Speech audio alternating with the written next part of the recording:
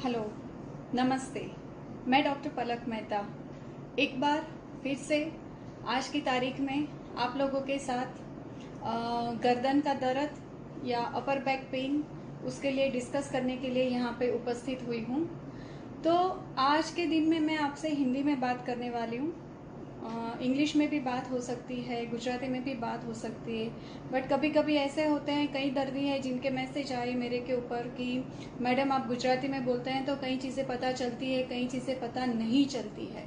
तो वो सिचुएशन को ध्यान में रखते हुए आज मैंने ये नक्की किया कि आज का पूरा सेशन मैं हिंदी में बात करूँगी, ताकि आपको ज़्यादा से ज़्यादा जो भी लैंग्वेज में आप समझ सके वो लैंग्वेज में मैं आप अच्छे से समझा सकूँ।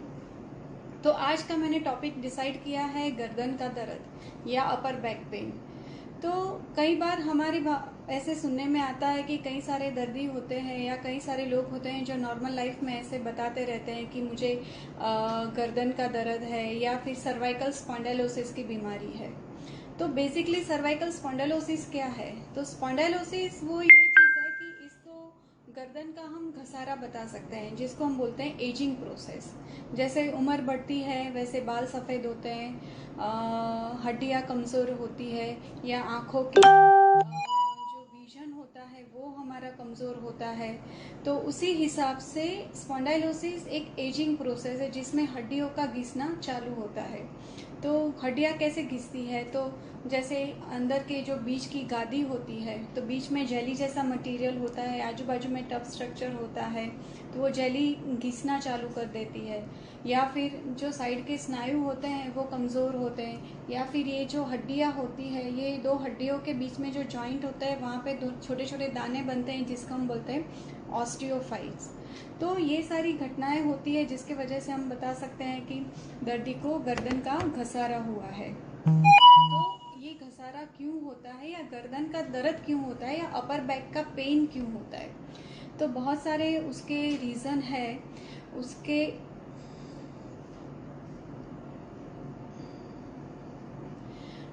इसके बहुत सारे रीज़न होते हैं। तो जिसमें एक रीज़न होते हैं, जैसे अभी भी आप सोशल मीडिया पे है, लाइव सेशन देख रहे हैं, तो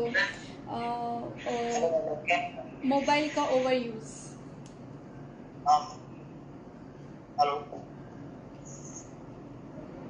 तो वो होता है मोबाइल का ओवर यूज़।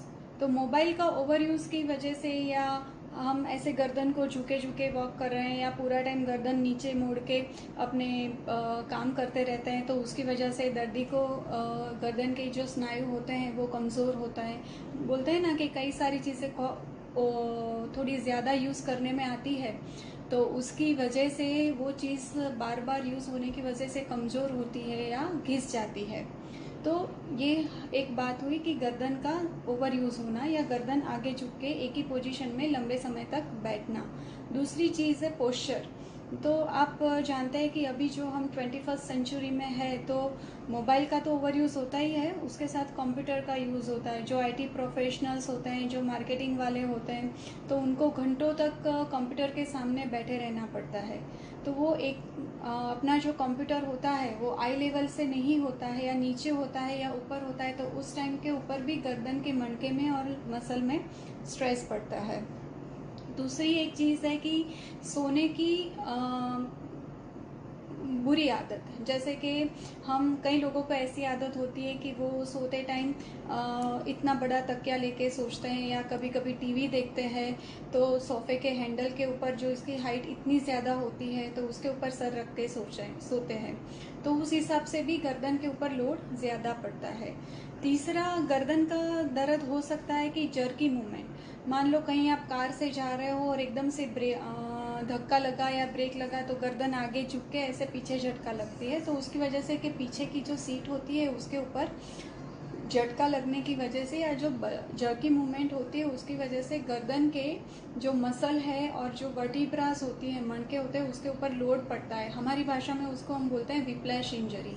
तो एक तरफ से यहाँ पे बेल्ट बांधा होता है, तो बेल्ट बांधने से ये पोर्शन है उसकी मूवमेंट नहीं होती है, लेकिन गर्दन की जो मूवमेंट है वो आई से आगे होके पीछे होती है, तो उसकी वजह से सबसे ज़्यादा लोड यहाँ पे पड़ता है, तो उसको हम विप्लैश इंजरी बोलते हैं। तीसरा गर्दन का दर्द हो सकता है वजन उठाने की वजह से।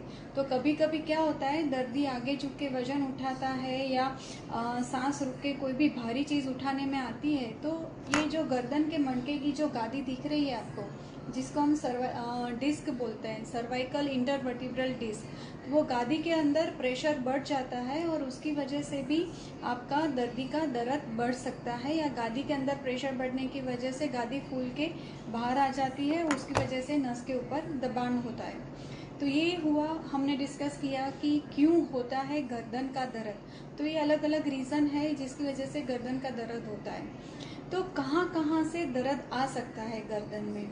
तो पहले मैंने कमर का जो बैक पेन का सेशन लिया था, तो उसमें मैंने समझाया था, वैसे इसमें भी मैं समझा रही हूँ कि गर्दन का दर्द 5 स्ट्रक्चर से आ सकता है, जिसमें एक है नर्व्स, माने नर्वस सिस्टम। तो जैसे आप देख सकते हैं यहाँ पे कि ये पीले कलर की नस दब रही है। तो मैंने पहले माफ़ कीजिएगा, कुछ तकलीफ़ की वजह से, नेटवर्क इश्यू की वजह से हम लोग नेटवर्क डिस्कनेक्शन था, तो मैं जॉइन नहीं कर पाई। तो वही हमारी बात जहाँ से अधूरी थी वहाँ से हम फिर से ये चीज़ को स्टार्ट कर रहे हैं। तो जो मैं बात कर रही थी कि कहाँ कहाँ से दर्द आ सकता है, एक था नर्व की वजह से, दूसरा था स्नायु की वजह से, तीसरा था जॉइंट की वजह से। तो ये अलग अलग कमर के, गर्दन के जो 7-8 मणके होते हैं, उसमें से अलग अलग मणकों की वजह से दर्द आ सकता है। तो ये जो मणके हैं, जैसे गर्दन के ऊपर के मणके होते हैं, यहाँ से दर्द यहाँ की तरफ आ सकता है, या यहाँ की तरफ आ सकता है, या यहाँ की तरफ आ सकता है। अगर नीचे के मणके हैं, मान लो 5वां 6ठा 7वां मणका है, तो ये दर्द यहाँ अपर हैंड की तरफ आ सकता है, या कभी कभी आगे तक आ सकता है, या कभी पीछे मिड बैक की तरफ भी आ सकता है। तो ये ऐसे अलग अलग रीज़न है। तीसरा है गर्दन के मणके की गादी खिसक जाना। तो वो गर्दन के मणके की गादी खिसक जाती है, या गादी के अंदर की जेली सूख जाती है, वहाँ पे कैल्सिफिकेशन होता है, तो उसकी वजह से भी ये दर्द आपका हाथों में आ सकता है। तो ये बहुत सारे ऐसे अलग अलग रीज़न है जिसकी वजह से गर्दन का दर्द हो सकता है। तीसरी 5वीं वजह है कि बोन का दर्द या हड्डी का दर्द। तो कभी कभी ऐसे होता है कि जो उम्र वाले जो दर्दी होते हैं, तो वो पेशेंट्स में ऐसे होता है कि हड्डियाँ कमज़ोर होती है और वो दब जाती है। तो वो दब जाती है तो गर्दन का वजन झेल नहीं पाती है, और उसकी वजह से कभी कभी दर्दी को दर्द हो सकता है। तो ये हमने बात करी कि कौन कौन से रीज़न की वजह से गर्दन का दर्द आ सकता है। नाउ किस प्रकार के रिपोर्ट कराने चाहिए, दवाइयाँ कब तक लेनी चाहिए। तो यूजुअली मैं अपने पेशेंट को एडवाइस करती हूँ कि कहीं भी दर्द है, जैसे हम भारत देश में रह रहे हैं, हमारा क्लाइमेट ज़्यादातर हॉट रहता है, गर्म रहता है, तो वो सिचुएशन में ओके। तो कभी कभी ऐसे हो सकता है कि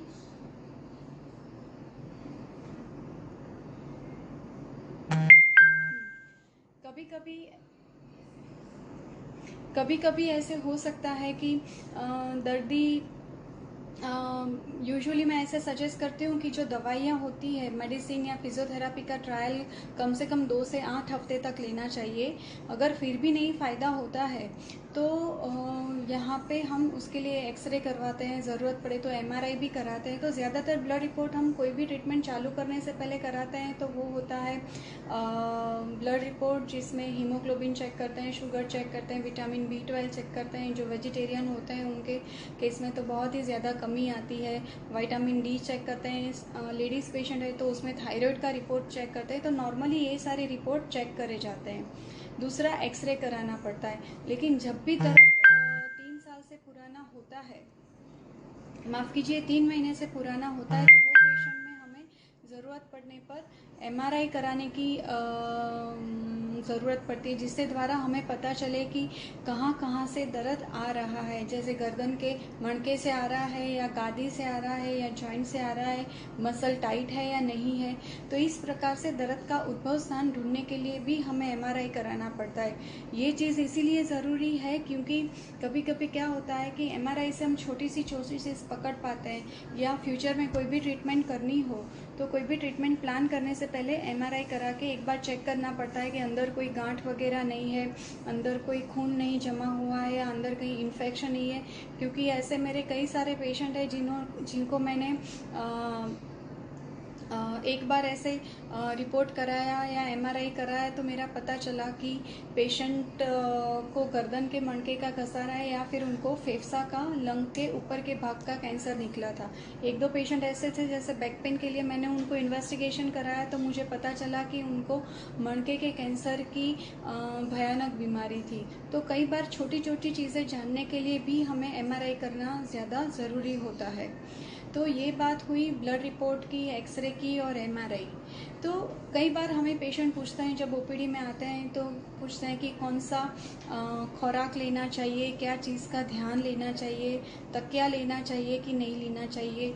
तो ऐसे कई सारे सवाल पेशेंट पूछते हैं। तो कई सारी मान्यताएं होती है पेशेंट्स के दिमाग में कि तकिया लेना चाहिए कि नहीं लेना चाहिए।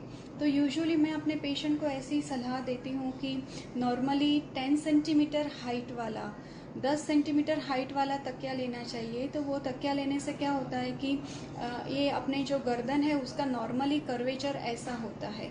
तो अगर आप इतनी हाइट का तकिया लेते हैं तो वो कर्वेचर मेंटेन होता है। मैं ज़्यादातर दर्दी को ऐसी एडवाइस नहीं करती हूँ कि आप अपने हिसाब से कंटिन्यू कर सकते हैं। दूसरी चीज़ है कि कई बार दर्दी पूछते हैं कि खाने में क्या खाना चाहिए। तो हम जो भाग में रहते हैं, जैसे मैं गुजरात में रह रही हूँ, अहमदाबाद में रह रही हूँ, तो हमारे यहाँ डाइट में नॉनवेज फूड नहीं होता है। तो नॉर्मली मैं ऐसे एडवाइस करती हूँ पेशेंट्स की रोज़ को आधा बाउल आप ड्राई फ्रूट्स खाइए, जिसमें 2-3 अंजीर, 2-3 बादाम, 2-3 किशमिश, 2-3 काजू, 2-3 डेट्स। ऐसे खुराक होता है जिससे आपको न्यूट्रिशन मिलता है, कैल्शियम, विटामिन मिलते हैं और एंटीऑक्सीडेंट भी मिलते हैं। रोज़ के 2 सीजनल फ्रूट्स खाने चाहिए आपको और बैलेंस डाइट खाना चाहिए जिसमें आपका कार्बोहाइड्रेट, प्रोटीन, मिनरल्स सब कुछ आ जाए। और बाहर का खाना ज़्यादा जितना हो सके उतना कम खाना चाहिए। तो ये रही डाइट की बाबत। तीसरी बात, कई बार पेशेंट मुझे पूछते हैं कि ये गर्दन का पट्टा होता है तो वो पहनना चाहिए। तो गर्दन का पट्टा ऐसे केसेस में रिकमेंड करती हूँ जिसको गर्दन के मणके की गादी घिस गई हो, उसके द्वारा नस के ऊपर दबान आता हो, हाथों में झुंझुनाहट आती हो या हाथ भारी हो रहे हो, तो वो सिचुएशन में गर्दन के मणके का पट्टा बांधना चाहिए। लेकिन ये पट्टा कंटिन्यूअस नहीं बांधना चाहिए। जो भी दर्दी है जिसको गर्दन का दर्द है उनको ये पट्टा 2-3 घंटे बांधिए, फिर से आधा घंटे का ब्रेक लीजिए, फिर से 2-3 घंटे बांधिए, फिर से आधा घंटे का ब्रेक लीजिए। ज़्यादातर ये पट्टा जब भी आप काम कर रहे हो या कहीं 4 व्हीलर में जाके आप मुसाफरी कर रहे हो उस टाइम पे ही बांधना चाहिए। नॉर्मली आप बैठे हो या सो गए हो उस टाइम पे नहीं बांधना चाहिए। इसके अलावा एक दो पेशेंट मेरे ऐसे हैं कि जिनको ट्रैक्शन दिया गया था फिजियोथेरेपी में। तो कई बार क्या होता है कि यहाँ पे एक बेल्ट बांधते हैं और एक बेल्ट पैरों में बांधते हैं और उसके द्वारा दर्दी को खींचते हैं, जिसको हम बोलते हैं ट्रैक्शन। तो उसका लॉजिक ये है कि इससे जो गर्दन के जो मणके हैं, 2 मणकों के बीच की जगह खुलती है और वो जगह खुलती है तो गादी के द्वारा प्रेशर जो नस के ऊपर हो रहा है वो कम होता है। तो नॉर्मली मैं ट्रैक्शन एडवाइस नहीं करती हूँ। उससे ज़्यादा मैं बोलती हूँ कि गर्दन का पट्टा जब भी आपको दर्द हो या दर्द ज़्यादा हो तब बांधना चाहिए। नहीं, ट्रैक्शन से कभी कभी क्या होता है कि कुछ ज़्यादा प्रेशर बन जाता है, तो ये जब ऐसे पुलिंग होता है तो उसका लोड ये पीछे के जॉइंट के ऊपर आता है, जिसको हम सर्वाइकल फैसेट जॉइंट बोलते हैं। तो ये प्रेशर बनने की वजह से स्नायु का थोड़ा ओवर पुलिंग हो जाता है और कभी कभी कई सारे पेशेंट में ऐसे जानने को मिला है कि उनको तकलीफ जो होती है उससे बढ़ जाती है। तो मेरे हिसाब से ज़्यादा ट्रैक्शन वगैरह नहीं देना चाहिए। फिर कई बार पेशेंट कहते हैं कि कंप्लीट रेस्ट करना चाहिए। कंप्लीट रेस्ट तो नॉर्मली मैं ऐसे एडवाइस देती हूँ कि रेस्ट 24 घंटे से लेके 2-3 दिन तक आप कर सकते हैं, लेकिन जितना घूमेंगे फिरेंगे उतना आपके लिए बेहतर है। कई बार पेशेंट ये भी पूछते हैं कि किस प्रकार की एक्सरसाइज करनी चाहिए, कसरत करनी चाहिए। तो नॉर्मली मैं 2-3 एक्सरसाइज ऐसे बताती हूँ जिसमें गर्दन को आगे झुकाना, पीछे झुकाना, ऐसा आप 4 से 5 बार कर सकते हैं। वैसे ही साइड में घुमाना और इस तरफ घुमाना भी आप 4 से 5 बार कर सकते हैं। और हर एक कसरत दिन में 2 से 3 बार कर सकते हैं। तो ये एक कसरत है। तीसरी कसरत है कि गर्दन को घड़ियाल के कांटे की दिशा में ऐसे गोल गोल करके घुमाइए और ऑपोजिट डायरेक्शन में घुमाइए। तो यही चीज़ आप 3 बार कांटे की दिशा में और 3 बार ऑपोजिट डायरेक्शन में भी कर सकते हैं। तीसरी मेरी एक्सरसाइज बहुत ही फेवरेट है, जो मैं सारे पेशेंट को बोलती हूँ, कमर के दर्दी, गर्दन के दर्दी को, उसको मैं बोलती हूँ कि सूर्य नमस्कार करें। सूर्य नमस्कार करने से बैक के मसल भी मजबूत होते हैं, अपर बैक के भी मजबूत होते हैं, रीढ़ की हड्डी है उसमें भी लचीलापन आता है, फ्लेक्सिबिलिटी आती है। जिसमें एक आसन है जिसको हम बोलते हैं भुजंग आसन, तो उसमें दर्दी ऐसे लेट के ऐसे खड़े होता है, तो उसमें अपर बैक और गर्दन के स्नायु भी काफ़ी हद तक मजबूत होते हैं। तो सूर्य नमस्कार हर एक व्यक्ति को करना चाहिए, उसके द्वारा उनके रीढ़ की हड्डी और काफ़ी सारी अपर बैक और लोअर बैक सारी हड्डियाँ और मसल मजबूत होते हैं। तो रही बात पेन मैनेजमेंट में, तो मैं पेन स्पेशलिस्ट हूँ अहमदाबाद में, डॉक्टर पलक मेहता, नवरंगपुरा एरिया में मेरा हॉस्पिटल है। तो हम क्या ट्रीटमेंट करते हैं, किस तरीके से ट्रीटमेंट करते हैं और हमारी ट्रीटमेंट कैसे दूसरे सर्जन से अलग है, कैसे दर्द को ठीक करते हैं, तो यही मैं अपने 2-3 पेशेंट्स के किस्से आपको बताना चाहूँगी। जैसे एक मेरी पेशेंट थी, राजस्थान से थी। तो वो लड़की थी, 15-16 साल की लड़की थी। तो उसको यहाँ पे मसल टाइट हो गए थे, आगे झुक के पढ़ना था, पढ़ने का बर्डन रहता था, लड़की कांस्टेंट पढ़ती रहती थी, तो उसकी वजह से यहाँ के उसके मसल टाइट हो गए। जब मेरे पास आई, मैंने उसको एग्ज़ामिन किया, तो यहाँ पे मुझे उसके मसल टाइट फील हुए। तो कई सारी दवाइयाँ दी, पहले भी वहाँ पे डॉक्टर्स के पास दवाइयाँ लेके आई थी, लेकिन उसको ज़्यादा फ़ायदा नहीं हुआ था। तो वो सिचुएशन में मैंने उसके मसल के अंदर ट्रिगर पॉइंट इंजेक्शन लगाया, मशीन में अंदर इंजेक्शन रख के मसल को मैंने रिलैक्स किया। तो उसकी वजह से 2 चीज़ें कंफर्म हुई। एक, दुखावे का उद्भव स्थान कंफर्म हुआ कि ये मसल पेन उसका वो मसल से आ रहा था, और दूसरा दर्दी को फ़ायदा हुआ। तो ये 2 चीज़ पेन मैनेजमेंट द्वारा कंफर्म हुई। कई बार ऐसे होता है, मेरी एक फ्रेंड की सिस्टर का हस्बैंड था, तो उसको गर्दन के मणके की गादी खिसक गई थी। तो कभी कभी ऑर्थोपेडिक डॉक्टर के पास या स्पाइन सर्जन के पास गए, तो उन्होंने बोला कि गादी काफ़ी हद तक बाहर खिसक गई है, आपके हाथों में कमज़ोरी आ रही है, शायद आपका ऑपरेशन करना पड़े। तो वो बहुत डर गए कि छोटी उम्र है, 32 साल की उम्र है, उस उम्र में ऑपरेशन करने से भविष्य में कोई नुकसान नहीं होगा, या काफ़ी सारे टेंशन में आ गए थे। जब मेरे पास आए तो उन्होंने बोला कि अभी हम वेट कर सकते हैं, दवा तो आपने ले चुकी है, लेकिन एक ऑप्शन है पेन मैनेजमेंट में। तो वो दर्दी को हमने यहाँ से इंजेक्शन रखा। तो ये इंजेक्शन रखने के बाद यहाँ से हमने दवाइयाँ रखी, तो वो दवाइयाँ उनकी दोनों साइड के मसल में और नस के ऊपर और गादी के ऊपर स्प्रेड हुए। तो वो जैसे ही हमने दवाइयाँ रखी, इमीडिएटली पेशेंट को 50% फ़र्क हो गया, और 15 दिन के बाद जब पेशेंट फॉलोअप में आए, तब उनको मोर देन 90% फ़र्क आ गया था। तो इस प्रकार से मैं कोई सर्जरी के या किसी डॉक्टर के अगेंस्ट में नहीं हूँ, बट मैं ये समझा रही हूँ कि पेन में एक लैडर पैटर्न होती है। लैडर पैटर्न माने आपको कहीं का भी दर्द है, जैसे बैक पेन है, नेक पेन है, नी पेन है, या कि कोई भी रीजन का दर्द है, तो पहले दवाई लीजिए, फिजियोथेरापी करिए, शायद आप साथ में एक्यूपंक्चर, एक्यूप्रेशर भी कर सकते हैं, बट फिर भी ये सब करने के बाद भी आपका फ़ायदा नहीं हो रहा है, तो व्हाट नेक्स्ट। कभी कभी ऐसे भी होता है कि MRI कराया, कुछ ज़्यादा प्रॉब्लम नहीं बता रहा है, या मामूली प्रॉब्लम बता रहा है, या फिर कभी कभी डॉक्टर ऐसे बताते हैं कि सिर्फ दवाई लीजिए हो जाएगा, या फिजियोथेरापी करिए हो जाएगा। तो ऐसी कई सारी सिचुएशन होती है कि जिसमें दवा लेने से भी आपका फ़ायदा नहीं होता है, या फिजियोथेरापी से भी फ़ायदा नहीं होता है, और MRI में कोई ऐसे ज़्यादा बड़े चेंजेस नहीं है जिसके लिए आप ऑपरेशन कराएं। तो वो सिचुएशन में पेन मैनेजमेंट द्वारा हम दर्द का उद्भव स्थान ढूंढ सकते हैं। जैसे मान लो मेरे ही एक पेशेंट है जो UAE से आए थे, दुबई से आए थे, तो उनको पिछले 10 साल से गर्दन का दर्द था। तो पहले ही सिर्फ इसी भाग में था, फिर वो स्प्रेड होते होते यहाँ भी हो गया और यहाँ भी आ गया था। तो कभी कभी उनके बहुत सारे इन्वेस्टिगेशन हुए और कई बार डॉक्टर एमआरआई में कोई ज़्यादा बड़ी प्रॉब्लम नहीं थी। ऑलमोस्ट उन्होंने 8 से 10 बार एमआरआई करा चुका था, लेकिन कोई राहत नहीं थी।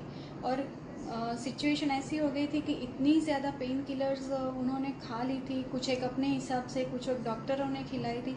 तो उसकी वजह से ज़्यादा पेन किलर खाने की वजह से उनका किडनी का इश्यू आ गया था, मतलब लीवर का इश्यू आ गया था। और इतनी ज़्यादा उनको पेट के अंदर जलन हो रही थी या गैस्ट्राइटिस हो रहा था, तो एसिडिटी की भी बहुत ज़्यादा दवाइयाँ उनको लेनी पड़ती थी।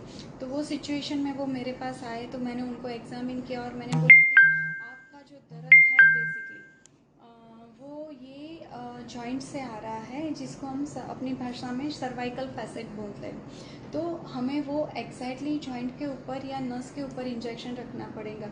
जैसे मैं मशीन में देख के आपका ये तीसरे चौथे मणके के पास इंजेक्शन रखूँगी, अगर आपका दर्द में इमीडिएटली 40-50% फ़ायदा हो गया तो हमारा डायग्नोसिस भी पक्का हो जाएगा और आपको फ़ायदा भी मिलेगा। तो वो सिचुएशन में वो पेशेंट को मैंने लाइव एक्सरे मशीन में देख के यहाँ पे एग्जैक्टली टारगेट के ऊपर इस प्रकार की हल्की सी सुई के द्वारा इंजेक्शन रखा। तो इस प्रकार के इंजेक्शन नस के ऊपर मैंने रहा तो यहाँ के मसल सारे रिलीज़ हो गए, यहाँ के मसल रिलीज़ हो गए। इमीडिएटली पेशेंट ने बताया मुझे 40-50% फ़ायदा है। जब 15 दिन बाद पेशेंट मेरे पास आए तो उन्होंने बोला कि मैडम अभी मेरा 80-90% फ़र्क है। जो जो दवाइयाँ मैं ले रहा था वो सारी दवाइयाँ बंद हुई, क्योंकि मैंने इतने साल पेन किलर दवाइयाँ खाई है तो मुझे एसिडिटी रहती है, तभी मैं सिर्फ एसिडिटी की दवा ले रही हूँ। उनको थोड़ा हल्का सा अपर बैक पेन था, तो वहाँ पे हमने मसल के अंदर ट्रिगर पॉइंट इंजेक्शन रख के उसको रिलीज़ कर दिया और वो पेशेंट ऑलमोस्ट 3 हफ्ते के अंदर मोर देन 90% या मोर देन 95% पेन रिलीफ के साथ अपने घर वापस चले गए। तो इस प्रकार से अलग अलग ट्रीटमेंट होती है। जैसे मैंने बोलाया कि गर्दन के मणके में यहाँ पे इंजेक्शन रख के हम एपिड्यूरल रख सकते हैं, या फिर सर्वाइकल फैसेट जॉइंट इंजेक्शन रख सकते हैं, या फिर ये जो मसल होता है यहाँ पे हम ट्रिगर पॉइंट इंजेक्शन रख सकते हैं। कभी कभी कैंसर के जो दर्दी होती है तो कैंसर के दर्दी के लिए हम यहाँ पे, जिनको यहाँ मुंह का दर्द होता है या कैंसर की ऑपरेशन हो चुकी है फिर भी उनको दर्द चालू का चालू होता है, तो वो दर्दी को हम यहाँ पे इंजेक्शन रख सकते हैं, जिसके द्वारा उनका ये यहाँ से जो नसें जाती है और दर्द करती है वो कम हो जाता है।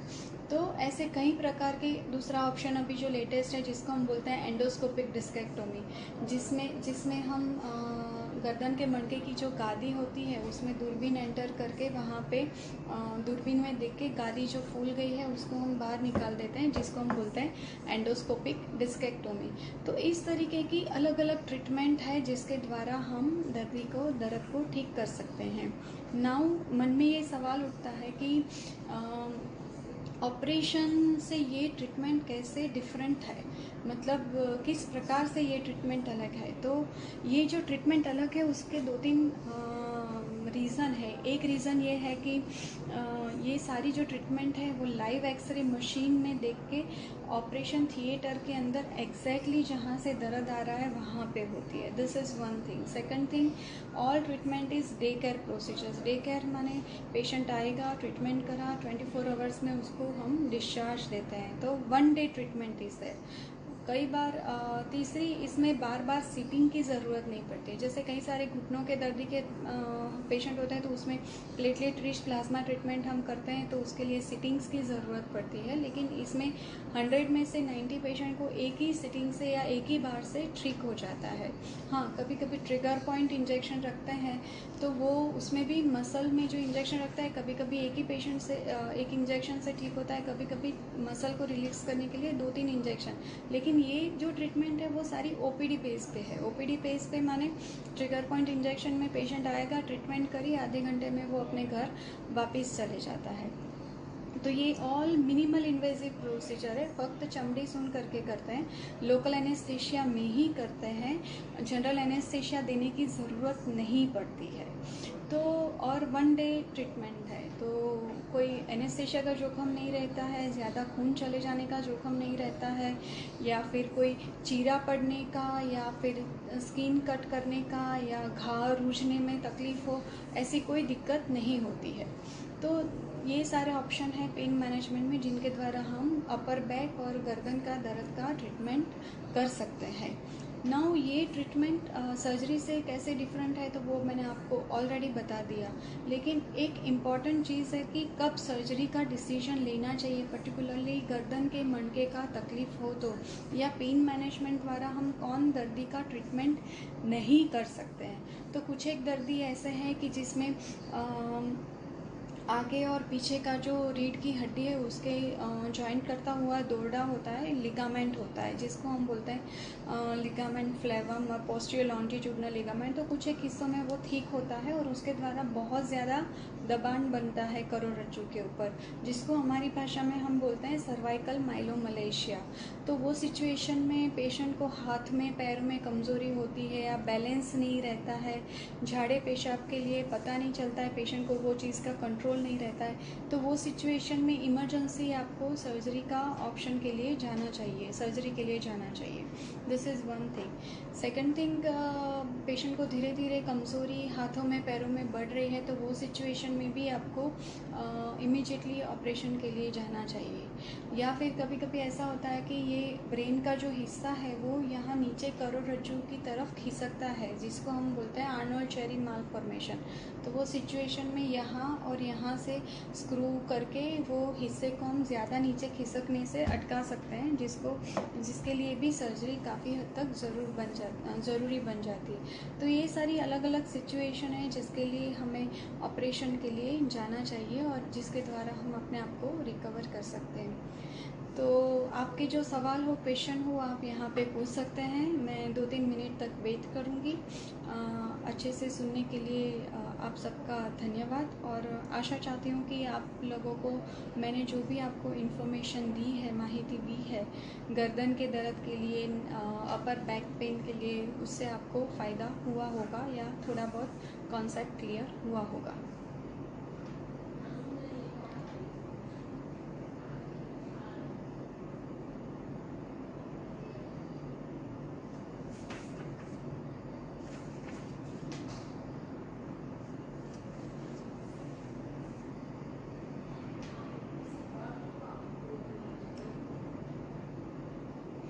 हमारा हॉस्पिटल का नंबर है 9408754678। उसके ऊपर आप अपनी क्वेरी पूछ सकते हैं, या फिर हॉस्पिटल का ईमेल एड्रेस है paincareclinic@gmail.com।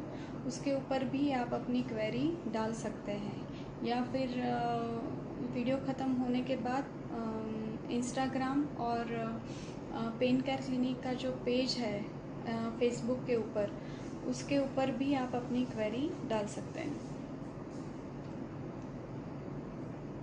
धन्यवाद। नमस्ते।